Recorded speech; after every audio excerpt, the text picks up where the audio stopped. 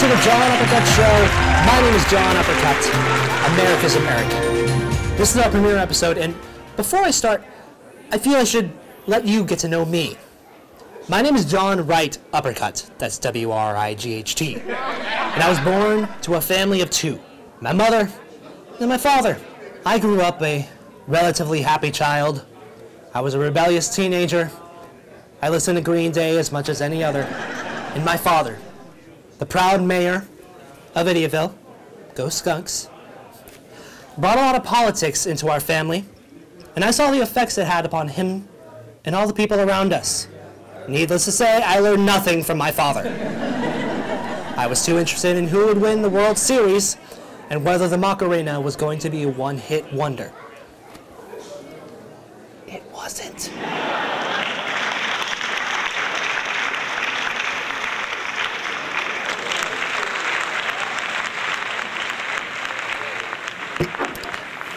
As an ambassador to the common American citizen, I believe it is my duty to host this show so you have a forum to voice your opinion and to be heard, because all that matters to me is what you want. That being said, let's jump right into it. Our first topic tonight is education. Yes, education.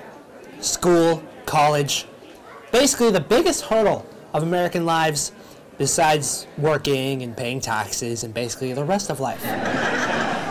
From middle school to high school, where your social identity changes like the seasons, these students face SATs, their developing bodies, lack of funding, and whether to ask their best friend to the prom because you couldn't find anyone else and because it wouldn't be awkward between you, I mean them. Ugh. Now, I'm not knocking the effort that these kids put in. They really do work hard. It's been studied that 40% of all students suffer from severe anxiety, stress, depression. And if you're not facing that, you may be facing student loan repayments. Just this year, the national debt of student loans skyrocketed to $1 trillion, which, as we all know, went over the credit card debt. Now, I can go over my issues with the educational system all night, but I want to know what you want, the students. I want to know what you want out of your educational system. Therefore, we're going to start with a new segment I like to call, What Do You Want? And on the field right now is my reporter, Clark Simmons. Clark Simmons here at College of Marin, a place of higher education, where I'm going to get these uninformed students' opinions on their education system. I'm going to attempt to befriend these behevens. Thank you. Scholar and a gentleman. Well, it would appear that befriending them wasn't going to get me anywhere.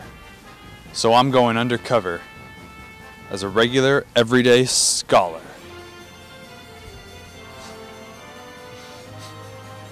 So I have to ask you, have you found consistent approval with your teachers?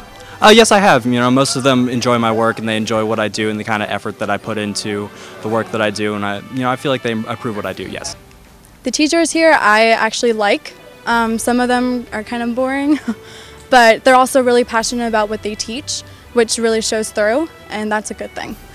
I mean, I really like the education system here. I mean, I think it's pretty organized. Some teachers are like a little disorganized, but I've only had a couple of those. I think the way they handle the classroom is very nice. I don't know.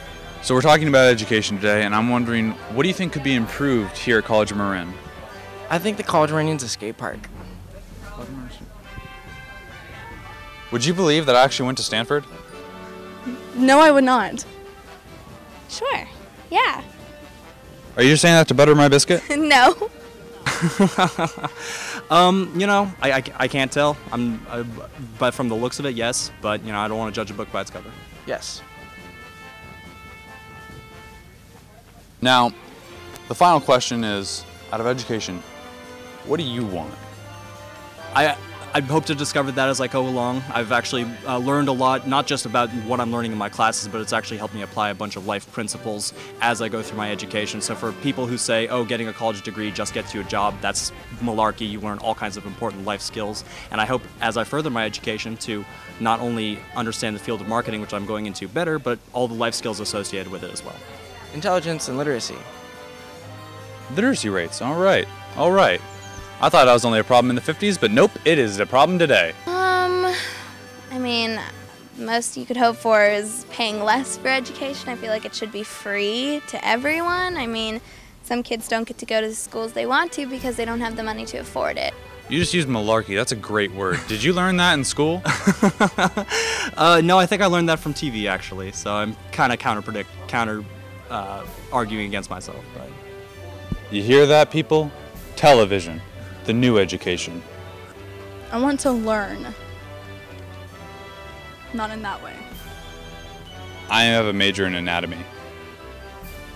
Good for you. You won't be looking at mine. Well, I learned a few things today, America.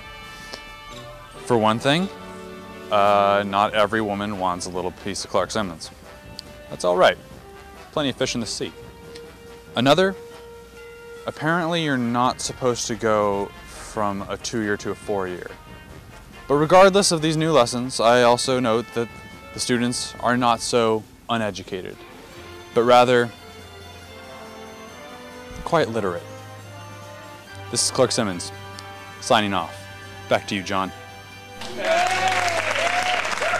Clark Simmons, thank you for that very inclusive segment. We can hear from Clark, we can hear from students, we can hear from myself all day. But it will mean nothing until we hear from a true educator. I went out to interview the founder of Marin School of the Arts in Novato, California, Mark Peabody. My name is John Uppercut, and tonight we've been talking a lot about education, but really, I'm one of the most uninformed political enthusiasts you'll ever meet. Now, I have an expert on education right here, Mark Peabody. He is the director of Marin School of the Arts and assistant principal to Novato High School. So how are you today? I'm doing great, John. Thank you very much. So my first question, pretty laid back one. What was your inspiration for Marin School of the Arts? You know, there's a lot of inspirations, but I think the main thing is that I really got sick of seeing arts being classified as a third-class subject. And so too many people devalued arts to the point where it was underfunded, so the arts experience was reduced for a generation of students, and I didn't like it. You know, I was always volunteered to play tuba in my marching band. And how does that happen now? Do you pick out of the hat, or do you kind of put it on the class clown, or? Well, to be honest with you, I have never assigned a part to a student that didn't want to play that instrument.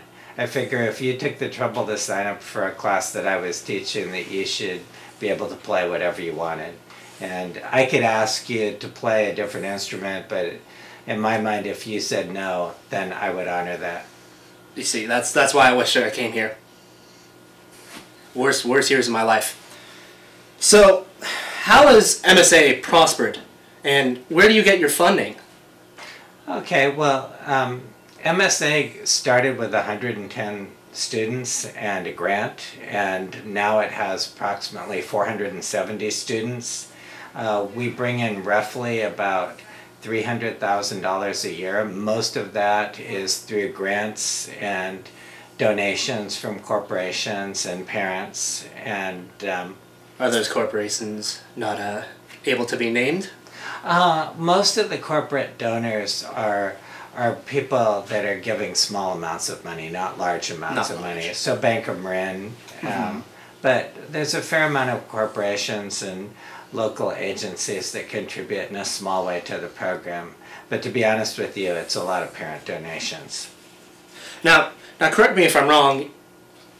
Your school is one of the only Bay Area schools to receive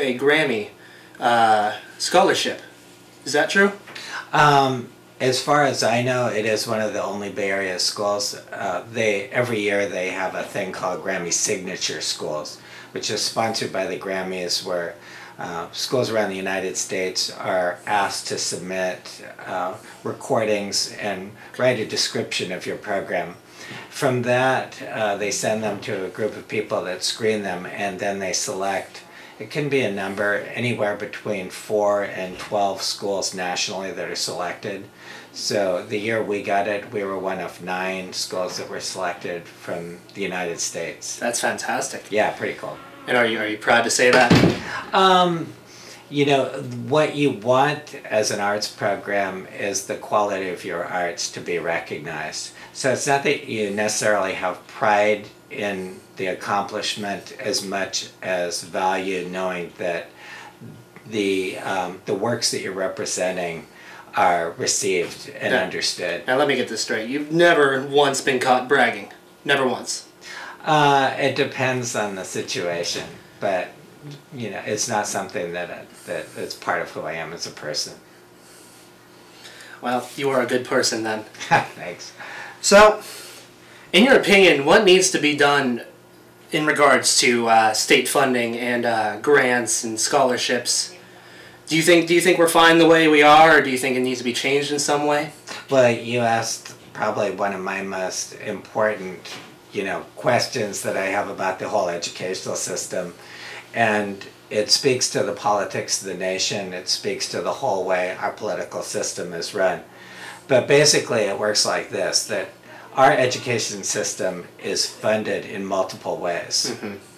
And so if you can imagine, you have a whole state education program, but depending on your district can be funded at a completely different amount. So our neighborhood district can be funded as it is at twice the amount of money that Nevada Unified gets. If you go down one more district, it's 3 times the amount that our district is funded. There are low wealth districts like Nevada, a Unified School District, that are funded at a very low level. So in my mind, how can you have a democratic form of education when the schools aren't even funded on the same level? What makes matters even worse is that our sole measurement for success of schools in California is the STAR testing, the SAT-9 test. Yeah, and the STAR tests take into no account the amount of money that your school is making. So you could be in a district, and we have them in Marin County, where every student in the school is getting a brand new laptop and iPads. Do you think that's fair? And in my mind, it's like, how can you measure us the same way when our class sizes are different, when the materials that we have are different, when a teacher in one particular district can teach the same subject and make $20,000 more per year than a teacher teaching the same subject in a different district. So the whole funding mechanism needs to be completely revamped and leveled so that, in my mind, you have one funding for the entire state and it's adjusted for inflation by region so that we're all on the same playing field. That's it. Fantastic. It's been a delight talking to you. Ladies and gentlemen, Mr. Mark Peabody, thank you very much. Thanks, John. Mark Peabody, everybody. Now, that looks like it's all the time we have for this week. And I'm going to leave you with this. Education, funding, better classrooms, better teachers, a more innovative class schedule. What do you want out of your educational institutions? Ask yourself this and go on to twitter.com/John Uppercut. Voice your opinions, because I care. Thank you for joining me. I am John Uppercut. America's American. God bless.